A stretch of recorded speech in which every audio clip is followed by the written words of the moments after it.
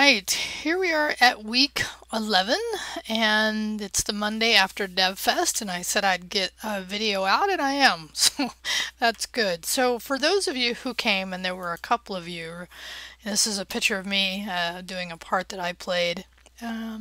It was fun. It was way fun. I think it turned out really well.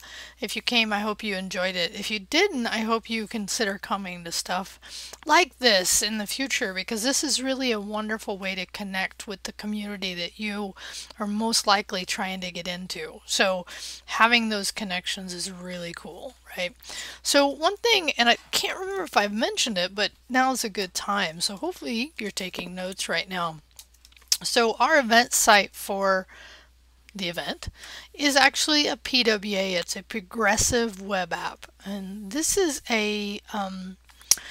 not Google. They don't own this, but they're helping promote the idea of a PWA.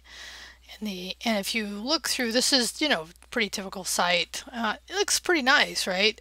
By the way, this is an image of the DDoS attack that happened this past Friday. Actually, it impacted some of the folks trying to get into our event. And you can read about what caused that. And you really want to. Matter of fact, if I can find some more content, we'll probably cover that in a current topic pretty soon. So anyway, going back to the site, it's a single page app in a sense that even though it's got directories, schedule day one, they're actually not physical files. And it is a progressive web app, and really what that means is if I hit offline, meaning let's say I lost network, this website will continue to function for the most part, and definitely on mobile that's where we see that need more.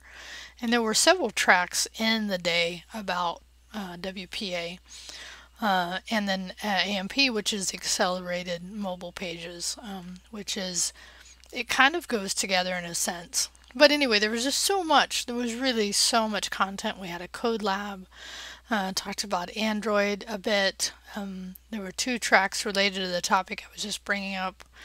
And we had a solid day. We had a robotic track. So I'm really proud of what happened here. And I'm really glad to see so many of you come out and experience that with us. So again, consider getting connected with the community. I think Meetup, and I've mentioned this before, is the best way to do this. If you don't already have an account, create one and start searching for what's happening around you, right? Because and people sometimes I hear complain about Fresno not having stuff going on, and in my reality, it's just not true. So much happening in Fresno. So that's enough for that. Have something in your notes. So here we come into our week 11, and I have our lecture for e-commerce and WordPress. So hopefully many of you know what WordPress is, but if you don't, you're going to watch this entire class that's more focused on the e-commerce, the electronic commerce part of WordPress. So I like this because it introduces both concepts to you if you have not had any exposure. So there are definitely some more basic just for how to install WordPress, and that's not what this is. This is really, understanding marketing, selling products, shipping tax, and I mean these are really important topics. Securing your site using WordPress for the e-commerce part of this, right? So I really like it because it focuses on some real core stuff that you need to be walking away with. So that's your lecture for this week. And then on the items that we have for concepts, current topics, and on hands-on, in the current topics, this is one I'll spend a little time on. So let me start here first. I'd mentioned this before. So FTP file transfer protocol is a way to move files from your local to the server. Right now we're doing a git push. I'm going to go to images, right? So we're using git, and we're using a command called git push to let me just do FTP so you can see this. To get, here's a good image. we're using that to get our local files that we've been working on right onto a server. But the way for a lot of the history of web development this has been done is through FTP, File Transfer Protocol. So even though I'm not going to give you the hands-on experience, I want you to research, right? Just do some basic research about FTP software. FTP concepts is fine as well, right? So just anything related to leveling up. So if you know about FTP, then level up on something you'd want to know about. Matter of fact, one interesting topic might be why FTP is not as used as it used to be. And hint, spoiler alert, has something to do with security and really productivity, because we see the command line becoming more and more required for students to understand when they're here, because the industry is using that. So in our current topics, that's what we'll do. And then in the hands-on part of our class, this is, I read your stuff last week, your feedback about the project, and for the most part, you guys had some pretty basic questions I think will definitely be we'll start answering today, and we'll pretty much focus on Project Zero for the next weeks to come until the end at some point, whether it be in current topics or hands-on.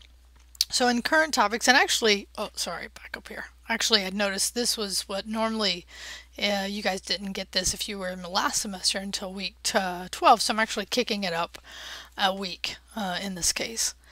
So here's what you need to do, right? So I want you to first use something that maybe you have or have not used before, and if you want to use something else, that's fine.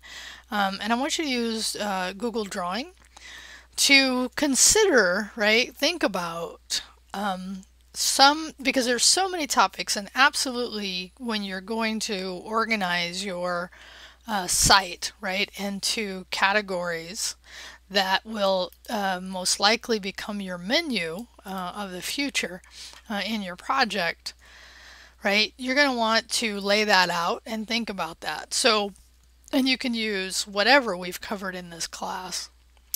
And as far as content, whether it be from the lectures, from the hands-on, from the current topics, from somebody else's post that you got something from. Okay, so here's how I recommend doing this, right? So first, open up a new tab and go to drawings.google.com. Now when you do that, it opens up a new doc here, or a new drawing doc. So one caveat here is to make sure that you actually place this into the shared with Rio, because by default when you do that, it doesn't. So the alternative way would be to go to Google Drive, right, and then go into whatever directory you have set up for the class, right, and then here you could do new, right, come down here and then do Google Drawing. So that might be the better way, because then at that point it will place it in the current directory and you should be fine. But and just name it, right? So we'll call this draft categories, something like that. So now I actually had done just two examples to show you, right? So first, just the getting started, right? So in this case, was this the one? Yeah, this is the one. So this thing is fairly straightforward, not a lot of functionality here. One thing I do right away, because I want more space, is I go into page setup, and by default it's a 4x3, but you can change it to a wider or even a custom. The reason I like that, it gives me more room. And then I just create boxes through really the function, and I'm looking for it right here, shapes. Okay, so I create one and then I copy it. The nice thing about doing that, right, so if you create one, and then you can just copy it again and again. Like you can first create, it's like, okay, there's my box. And then you can also color it differently if you want. And then when you get it the way you want, you just copy and paste, and then it creates quite a few, however many you want. Remember, the idea here is that we're going to do between, and actually I guess I just start playing with this one, is 4 to 5 categories of topics that you've organized the content from this course into. Okay, so how I would recommend you start on this is actually, oh, I don't want to get rid of all that. I just want to get rid of these guys right here. And what I'm doing there is I'm by holding the shift key down and selecting them, which is a good thing to know how to do, especially when you want to move multiple things or resize them. You can do that as well, because you might start out, and by the way, this is just a circle. So actually how I would do this is not necessarily with these boxes even up here. What I would do is recommend you go through and look at from week 1, and really even week 0 if you wanted, but week 1 looking through the lecture, the hands-on, and the current topics.